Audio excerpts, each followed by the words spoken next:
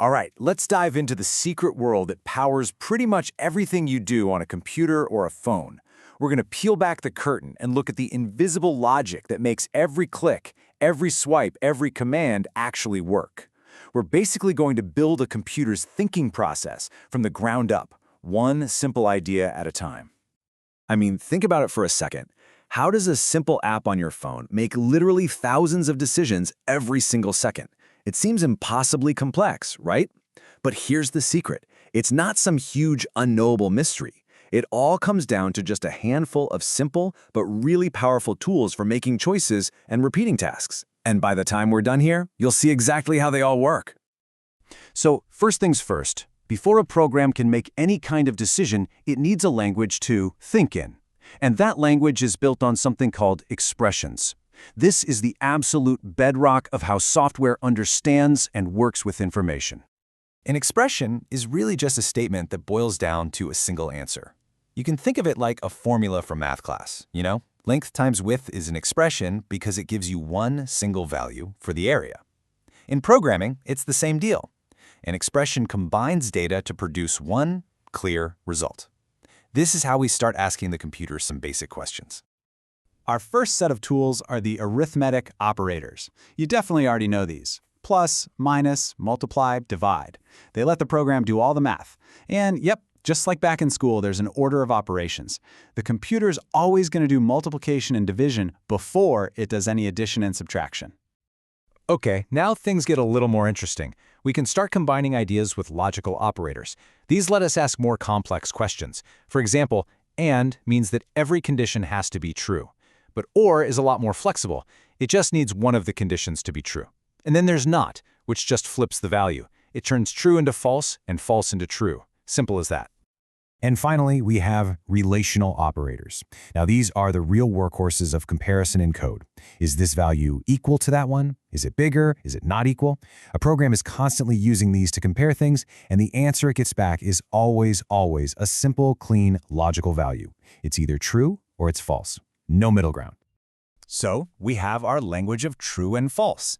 Great, now what? Well, now we can give our program the power to actually act on those answers. We're moving on from just asking questions to actually making decisions. This is the moment where software really starts to feel, well, smart. So this is the most basic fundamental decision in all of programming, the if statement. Just imagine an ATM. The program asks itself a simple question. Is the amount the person wants to withdraw greater than their account balance? If the answer is true, it runs a specific bit of code, like flashing that insufficient funds message on the screen. If the answer is false, it just skips that part and moves on. But what if you need two different outcomes? You know, a path for true and a totally different path for false. That's exactly where if-else comes in. It creates two distinct paths, like a fork in the road. Think about a grade report. If your average is 90 or higher, you get an A. Else, you get something else. The point is, a decision is always made and an action is always taken, one way or the other. Now, sometimes you have way more than just two options. For that, a switch statement is the perfect tool. Imagine a currency conversion app. You have one variable, the currency you want to convert to.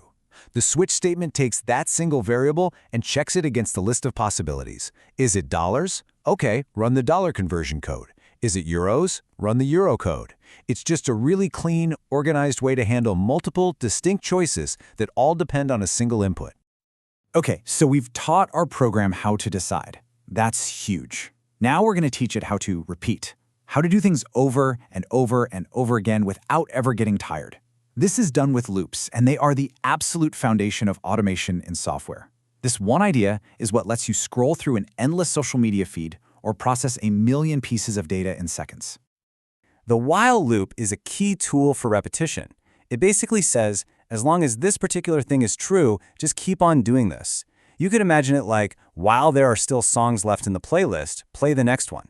The most important part here is that the condition gets checked before each repetition. So if the playlist is already empty, the loop won't even run once. But, and this is a big one, with this power comes a major risk, the infinite loop.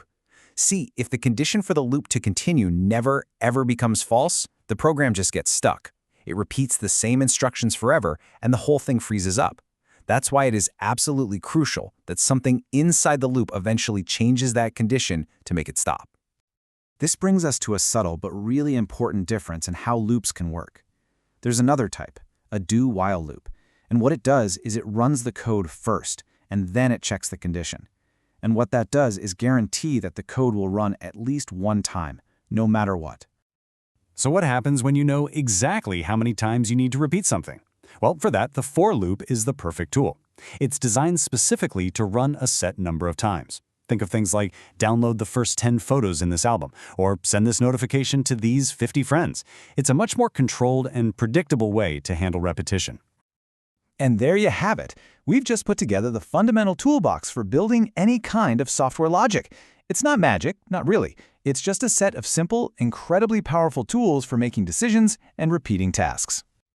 So let's recap what's in our toolbox. We have tools for making decisions, from the simple if-else to the multi-option switch statement. And we have tools for repetition, whether that's the condition-based while loop or the count-based for loop. These really are the fundamental building blocks of all software. And that brings us to the final and most mind-blowing thought. Every single complex app, every video game, every piece of software you have ever used in your life is built from combinations of these very simple rules. They're just layered and nested and combined thousands and thousands of times over. So the real question is, now that you know the fundamentals, what kind of amazing complexity can you now imagine building from such simple logic?